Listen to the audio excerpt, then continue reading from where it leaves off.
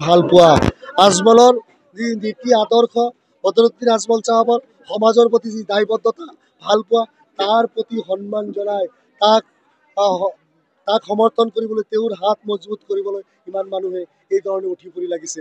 একেটা সময়তে ৰকিবুল হুছেইনহঁতে গোটেই অসমৰ সংখ্যালঘু চৰাঞ্চলৰ মানুহৰ লগত যি বঞ্চনা কৰিছে, যি অন্যায় কৰিছে, তেওঁলোকক যি ধৰণে শোষণ কৰিছে তাৰ উচিত প্ৰত্যুত্তৰ, তাৰ উচিত বিচাৰ আমি কিয়ামতৰ ময়দানত বিচৰা নাই, আমি এই জগতত কৰি যাবলৈ বিচাৰিছোঁ। আৰু যাৰ বাবে আমি ধুবুৰী সমষ্টিৰ জনগণে এটা পণ লৈছোঁ যে আমি ৰকিবুল হুছেইনৰ আমানতৰ ধন বাজেয়াপ্ত কৰিম ইনশাআল্লাহ। আৰু গোটেই জনগণৰ লগত লৈ আমি সেই মেহনত কৰি আছোঁ। আৰু চাব ৰকিবুল হুছেইন কিমান নম্বৰত থাকে আৰু ক'ত থাকে।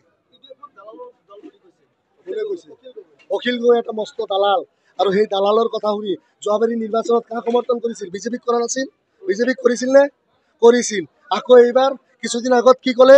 কংগ্ৰেছৰ গোটেই মানুহ ভূপেন বৰাও দেখোন বিজেপিত যাব, গোটেই কংগ্ৰেছটো বি টিম। তেওঁৰ কথাৰ দাম নাই, তেওঁৰ মুখ নে সেইটো বেলেগ কিবা আমি ভাষাৰে ক'ব বিচৰা নাই। গতিকে তেনেকুৱা এটা পইচাৰে কিনিব পৰা দালাল, থাৰ্ড ক্লাছ, আৰু যিসকলে মুছলমান চৰাঞ্চলৰ মানুহক চকু মাৰি দেখিব নোৱাৰে, মুছলমানৰ উচ্ছেদৰ সময়ত এষাৰ মাত দিব নোৱাৰে, চৰাঞ্চলৰ মানুহৰ মাটিৰ পাট্টা পাবলৈ হ'লে 1951 চনৰ কাগজ লাগিব বুলি যিসকলে ক'ব পাৰে, তেনেকুৱা দালালক আমাৰ অঞ্চলত প্ৰশ্ৰয় নাই। তেনেকুৱা দালালৰ কথা বতৰা লৈ আমাৰ আহে নাযায়।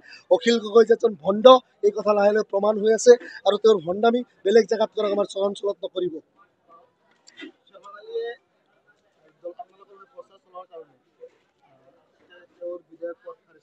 শ্বেৰমান আলী চাহাবে UDF দলৰ হৈ ক'তো প্ৰচাৰ কৰা আমি দেখা নাই, বৰঞ্চ শ্বেৰমান আলী চাহাবে ন্যায় আৰু নীতিনিষ্ঠ কথা কিছুমান কৈছে, আৰু সেই কথাক আমি সমৰ্থন জনাইছোঁ।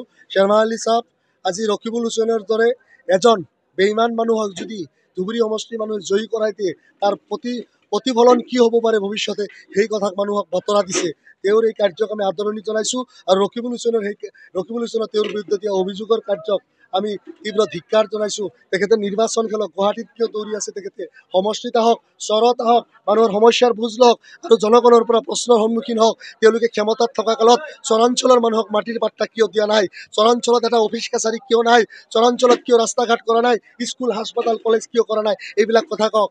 ৰকিবুল হুছেইন মুছলমানৰ ভোট ল'বলৈ আহিছে ধুবুৰীত, আৰু মুছলমানৰ হৈ কৰা 5টা ভাল কামৰ উদাহৰণ আজি আপোনালোকৰ সংবাদ মাধ্যমৰ জৰিয়তে তেওঁৰ পৰা বিচাৰিলোঁ। তেখেতক প্ৰত্যাহ্বান জনাইছোঁ, আপুনি সাংসদ নিৰ্বাচিত হ'লে এই যে ডিটেনশ্যন কেম্প আপুনি তৰুণ গগৈ চাহাব হিমন্তই মিলি যে বনাইছিল, এই ডিটেনশ্যন কেম্প ভাঙি দিব বুলি কওক। আপুনি সাংসদ নিৰ্বাচিত হ'লে ডি ভোটাৰ উঠাই দিম বুলি কওক। আপুনি সাংসদ নিৰ্বাচিত হ'লে 22 লক্ষ মানুহৰ নাম NRCৰ পৰা বাদ পৰিছে, লাখ লাখ মানুহ ডি ভোটাৰ হৈ আছে, লাখ লাখ মানুহ ৰেফাৰেন্স কেছত আছে, লাখ লাখ হাজাৰ হাজাৰ মানুহৰ নামত বিদেশীৰ মোকদ্দমা চলি আছে, এইবিলাক মাফ কৰি দিব বুলি কওক। তেখেতে ক'ব নোৱাৰে, কাৰণ তেওঁলোকৰ আপাৰ আছামৰ ভোট মাইনাছ হয়, তেওঁলোকৰ UPত সাংসদ মাইনাছ হয়। এইবিলাক আভুৱা ভৰা কথা কৈ লাভ নাই। সংখ্যালঘুৰ কাৰণে তেওঁলোকৰ ওচৰত ভিছন একোৱেই নাই। তেওঁলোকে এনে আহিছে। আজমলক হৰুৱাব পাৰিলে তেওঁলোকে একচ্ছত্ৰী সম্ৰাট হ'ব পাৰে, মুছলমানক গোলাম বনাব পাৰে, আৰু মুছলমানক আমি গোলাম হ'বলৈ নিদিওঁ।